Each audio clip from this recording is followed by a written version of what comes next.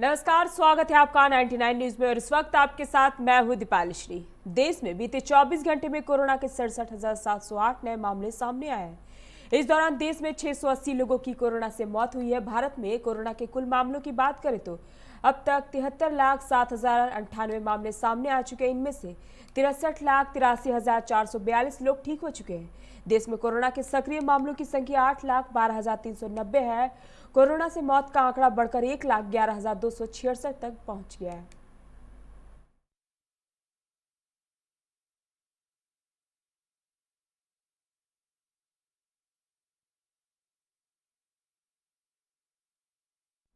झारखंड में पिछले 24 घंटे में 633 नए मरीजों की पुष्टि हुई है। इनमें रांची से 263, बोकारो से 44, चतरा से 4, देवघर से 17, धनबाद से 30, दुमका से 3, पूर्वी सिंहभूम से 4, गढ़वा से 8, गिरिडीह से 6, गोड्डा से 8, गुमला से 27, हजारीबाग से 21, जामताड़ा से 3, खूंटी से 20, कोडरमा से 12, लातेहार से 2, लहरदगा से 14, पाकुड़ से 11, पलामू से 2, रामगढ़ से 20, साहेबगंज से 2, सरायकेला से 12, सिमडेगा से 20 और पश्चिमी सिंहभूम से 25 मरीज शामिल हैं। राज्य में अब तक मिले मरीजों की संख्या 94,369 पर पहुंच गई है। अब राज्य में रिकवरी रेट 91.52% पर आ पहुंची है। अब तक मिले कुल कोरोना पॉजिटिव केस में से 86,367 ठीक होकर घर लौट चुके हैं, जबकि राज्य के विभिन्न कोविड अस्पतालों में 7,191 सक्रिय केस बताए गए हैं।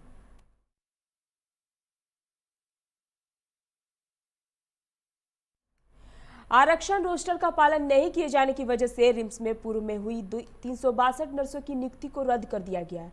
यहां नए सिरे से 370 नर्सों और 145 तृतीय व चतुर्थ वर्गीय कर्मचारियों की नियुक्ति की जाएगी। नियुक्ति के लिए आवेदन आमंत्रित किया जाएगा। यह निर्णय बुधवार को हुई रिम्स शासी परिषद की 49वीं बैठक में लिया गया। बैठक की अध्यक्षता स्वास्थ्य मंत्री बन्ना गुप्ता ने की।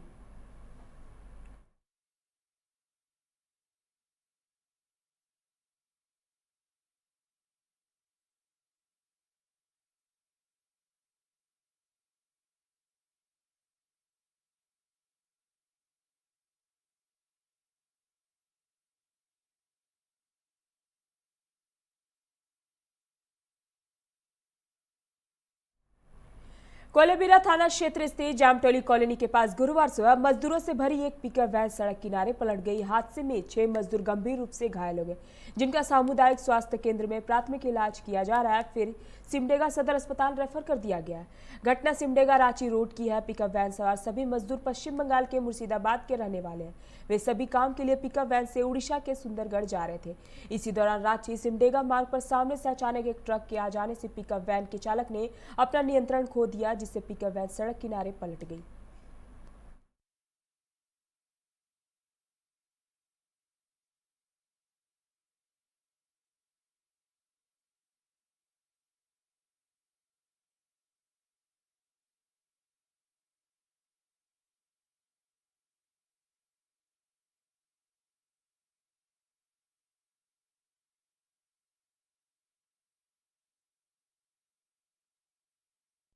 जनगणना फॉर्म से सरना धर्म कोड की मांग पर केंद्रीय सरना समिति समेत आदिवासी संगठनों ने गुरुवार को सड़क पर निकल आए हैं।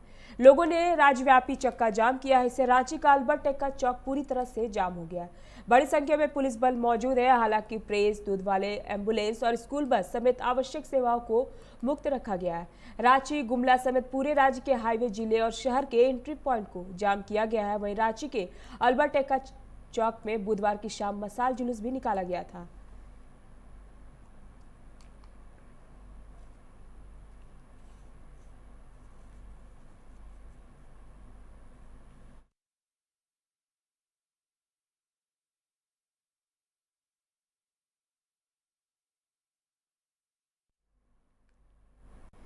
त्योहारों के सीजन में देश के किसी भी कोने से अब आप अपने घर जा सकेंगे। रेलवे बोर्ड ने झारखंड, बिहार समेत देश के अलग अलग प्रांतों के लिए 20 अक्टूबर से 392 नई ट्रेनें चलाने की घोषणा कर दी है।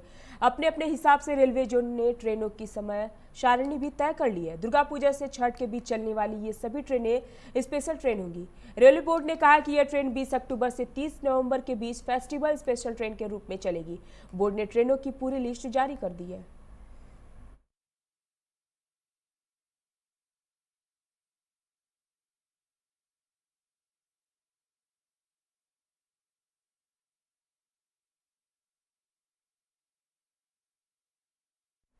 दुमका के मुफस्सिल थाना क्षेत्र के बागडुबी गांव में देर रात भाजपा और झामुमो कार्यकर्ताओं में झंडा लगाने को लेकर मारपीट हो गई, जिससे दोनों पक्षों के कई लोग घायल हो गए। घटना के बाद दोनों पक्ष के लोग इलाज के लिए देर रात डीएमसीएच पहुंचे। इस घटना में भाजपा के 4 कार्यकर्ता घायल बताए जा रहे हैं। सूचना के बाद भाजपा प्रत्याशी डॉक्टर लुइस मरांडी घायल कार्यकर्ताओं से देर रात मिलने के लिए डीएमसीएच पहुंची थी। घायल विनोद मरांडी ने बताया कि भाजपा का झंडा घर में लगाने से गुस्साए झामुमो कार्यकर्ता राजेंद्र सोरेन ने मारपीट किया।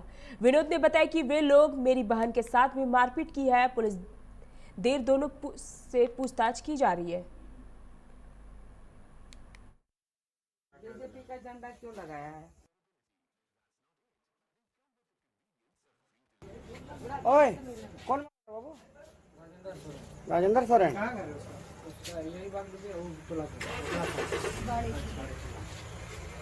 बीजेपी का झंडा क्यों लगाया है और उसके चलते मारपीट हुआ है। थोड़ी देर में बात करेंगे। भीड़ में है। कोरोना काल में होने जा रहे बिहार विधानसभा चुनाव 2020 के पहले चरण के मतदान से पहले चुनावी प्रचार अभियान ने जोर पकड़ लिया है। नेताओं के बीच आरोप प्रत्यारोप लगाए जा रहे हैं। आज भाजपा अध्यक्ष जेपी नड्डा रैली के लिए फिर से बिहार आ रहे हैं। वहीं सीएम नीतीश की भी कई रैलियां आयोजित है। भाजपा ने बिहार चुनाव के तीसरे चरण के उम्मीदवारों की सूची जारी कर दी है। इसमें छातापुर में विधायक नीरज सिंह बबलू को पार्टी ने फिर से चुनाव मैदान में उतारा है। नीरज सिंह दिवंगत अभिनेता सुशांत सिंह राजपूत के चचेरे बड़े भाई हैं। तीसरे और अंतिम चरण में भाजपा ने कुल 6 महिलाओं समेत 35 उम्मीदवारों के नाम घोषित किए। कांग्रेस ने बुधवार को दूसरे चरण के 24 प्रत्याशियों के नाम पर मुहर लगा दी है और कई लोगों को सिंबल भी दे दिया। आज किसी भी वक्त कांग्रेस प्रत्याशियों की सूची जारी हो सकती है। गोड्डा जिले में पुलिस ने फर्जी कंपनी के नाम पर सरकारी राशि का करोड़ों रुपए गबन के मामले में एक साजिशकर्ता को गिरफ्तार किया है। इस लूट में शामिल अन्य लोगों के नाम का भी पुलिस ने पर्दाफाश किया है। अन्य आरोपियों की गिरफ्तारी के लिए पुलिस लगातार छापेमारी कर रही है। साल 2018 में पथ प्रमंडल गोड्डा ने लिंक रोड और पुल के निर्माण के लिए 51 करोड़ 62 लाख रुपए का टेंडर निकाला गया था, जिसे 4 युवकों ने यूनिक कंस्ट्रक्शन सूरत गुजरात के नाम से फर्जी आवंटित करवा लिया। टेंडर में दिनेश कुमार सिंह, राजेश मंडल, विनोद मातो, अशोक तिवारी ने मिलकर लिया था। टेंडर के लगभग 7 करोड़ रुपए उन्होंने अपनी कंपनी यूनिक कंस्ट्रक्शन के नाम पर ट्रांसफर करवाकर फरार हो गए। इसे लेकर नगर थाना में मामला दर्ज किया गया था। पुलिस ने इस मामले में साजिशकर्ता दिनेश कुमार सिंह को गिरफ्तार कर लिया है।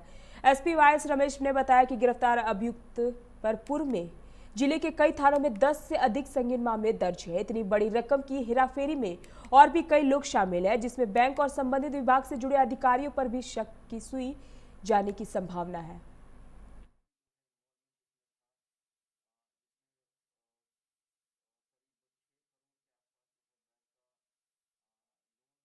गया था और कोई सिक्योरिटी कोलैटरल सिक्योरिटी नहीं लिया गया था। और ये पूरा मैटर को हम लोगों ने जब दिनेश सिंह को हम लोगों ने अरेस्ट किए थे, तो दिनेश कुमार को हम लोगों ने जब अरेस्ट किया था, उन्होंने कन्फेशन में सारा चीज़ जो है जैसे ये लोग घोटाला कर रहे थे, ये पूरा प्रक्रिया जो है जिसमें पथ प्रमंडल के पदाधिकारी और बैंक से रिलेटेड जो पदाधिकारी सबके मिली भगत से ये इतना बड़ा जो है घोटाला करीब 51 करोड़ का जो है घोटाला में शामिल पाया गया है और 2018 का केस है ये। केंद्रडी में कांग्रेस का मिलन समारोह का आयोजन किया गया, जिसमें बागमारा विधायक ढुल्लू महतो के लंबे समय से साथ रह रहे मधु दास अपने दर्जनों समर्थकों के साथ भाजपा को छोड़कर कांग्रेस पार्टी में शामिल हो गए। मौके पर पूर्व मंत्री जलेश्वर महतो ने मधु दास के साथ साथ सभी को माला पहनाकर अपनी पार्टी में जोरदार स्वागत किया। कार्यक्रम के दौरान जलेश्वर महतो ने अपने संबोधन में बागमारा विधायक ढुल्लू महतो पर जमकर बरसे। वहीं स्थानीय बीसीसीएल प्रबंधन पर भी रैयतों के जमीन को जबरन काटने और नियोजन व मुआवजा न देने पर जमकर भड़के।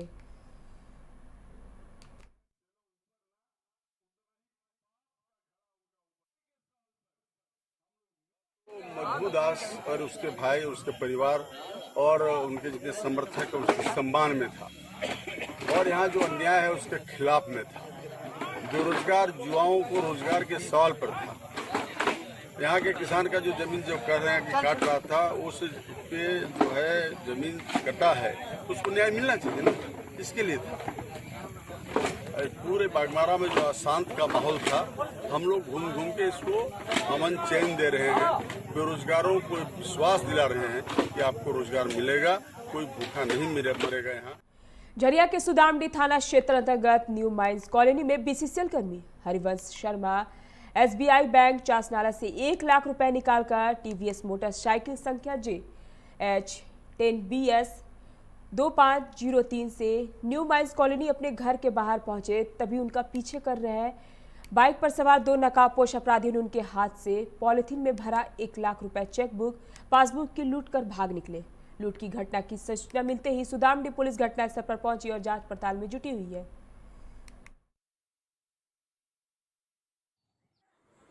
2 बजे हम गए थे बैंक। कौन सा बैंक है? चासनाला SBI। ठीक। और वहाँ से पैसा मिला हमको 3 बजे, 3:30 बजे हम घरे आ गए। कितना पैसा? 1 लाख। यही जो गाड़ी खड़ा कर दी, पैसा काट के जैसे हम घूम रहे हैं घर में घुसने के लिए, तैसे इस साइड से आया, एक बैग झपटा, हम देखो नहीं पाए, बस लेके झपटा से चले। कोची से था? बाइक से था, पल्सर बाइक था। के लोग थे उन? 2 आदमी थे। बीसीसीएल मौदा क्षेत्र के विभिन्न कोलियरियों में पदस्थापित सीआईएसएफ जवानों की आवश्यकताओं एवं सुरक्षा की दृष्टिकोण से सीआईएसएफ के डीआईजी पी रमन ने क्षेत्र का निरीक्षण किया। इस दौरान वे मौदा, कोलवाश्री, मुरलीडी, भाटेडी, कोलियरी पहुंचे एवं अपने विभाग के जवानों से उनकी सुरक्षा आवश्यकताओं की जानकारी ली। डीआईजी पी रमन ने बताया कि उनके जवान अपने अपने क्षेत्र में मुस्तैदी के साथ काम में लगे हुए हैं। विकट परिस्थिति में वे अपने जिम्मेवारियों को निर्वाह ईमानदारी के साथ निभा रहे हैं।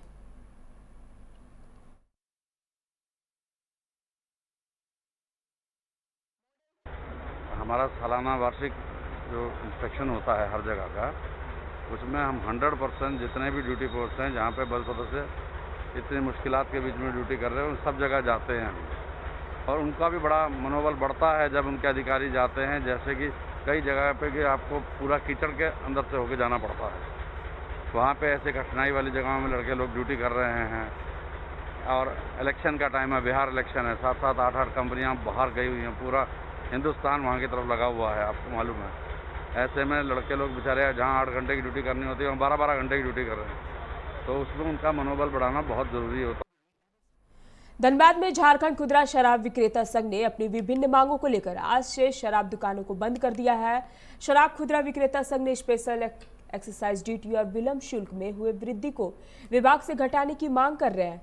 इसी के विरोध में आज से जिले के सभी दुकानदार अपनी अपनी दुकानों को बंद रखने का फैसला लिया है, जिसके फलस्वरूप कोलांचल में कई शराब दुकानों के काउंटर पर ताला लगा हुआ पाया गया है, जिससे कि उपभोक्ताओं को परेशानियों का सामना करना पड़ रहा है।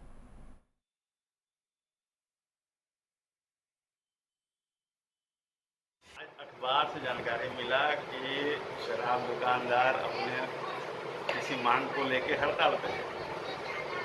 न जिला के उत्पाद कार्यालय में इन्होंने कोई सूचना नहीं दी है कि हम लोग हड़ताल करेंगे या हम लोगों का मांग क्या है। विशेष बात यह है कि अगर इनका मांग का या हड़ताल का जानकारी होगा तो मुख्यालय को होगा, जहाँ जिला स्तर पर कोई जानकारी नहीं दी गई। क्या इनकी मांग है? जिला स्तर पर कोई जानकारी नहीं है इन लोगों की मांग। ना इन लोगों ने कोई अभी तक लिखित जिला कार्यालय को समर्पित किया है कोई प्रतिवेदन, जिस पर हम लोग। झरिया के बोरागढ़ ओपी क्षेत्र में बीती रात चोरों के दल ने एक साथ 3 घर और 4 दुकानों को निशाना बनाते हुए लाखों रुपए की लूटपाट की। चोरी जिस जगह पर हुई है वहां से बोरागढ़ ओपी मात्र कुछ ही कदम की दूरी पर है। बावजूद इसके चोरों ने कई घरों का ताला तोड़कर आराम से चोरी की घटना को अंजाम दिया है। सूचना के बाद मौके पर पहुंची पुलिस जांच में जुट गई है। वहीं पुलिस को देर से पहुंचने पर स्थानीय लोगों में रोष भी है।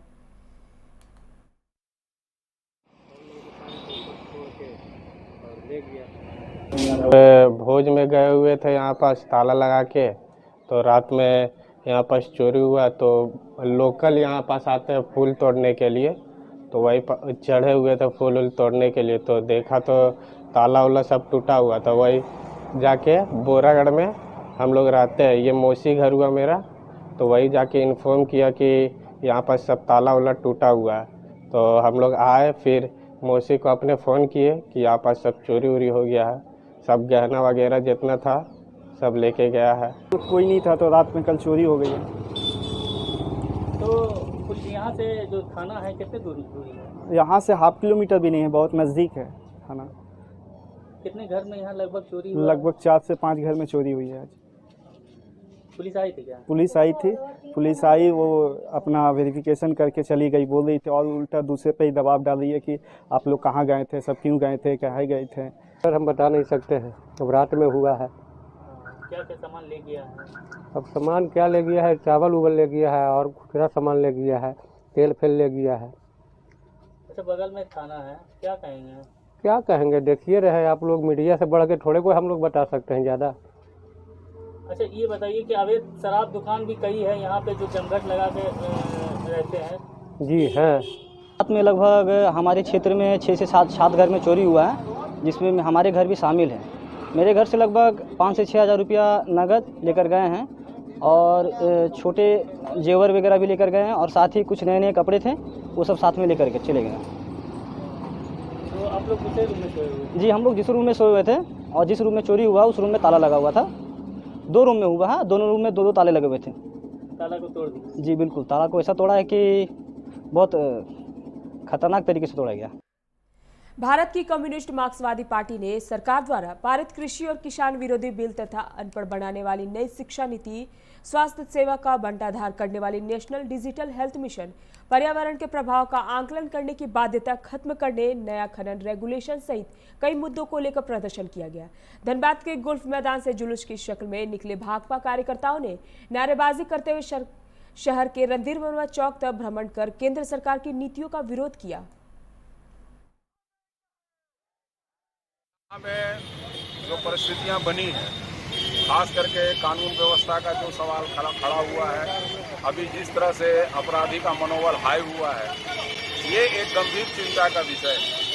दूसरी बात कि अभी हम देख रहे हैं कि हम लोगों को अभी गोलकडी में एक घटना घटी है, एक नाबालिग लड़की के साथ जिसका नाम डोली है, उसके साथ विभत्स घटना घटा है जिस पर अभी तक लोगों को गिरफ्तारी नहीं हो पाई।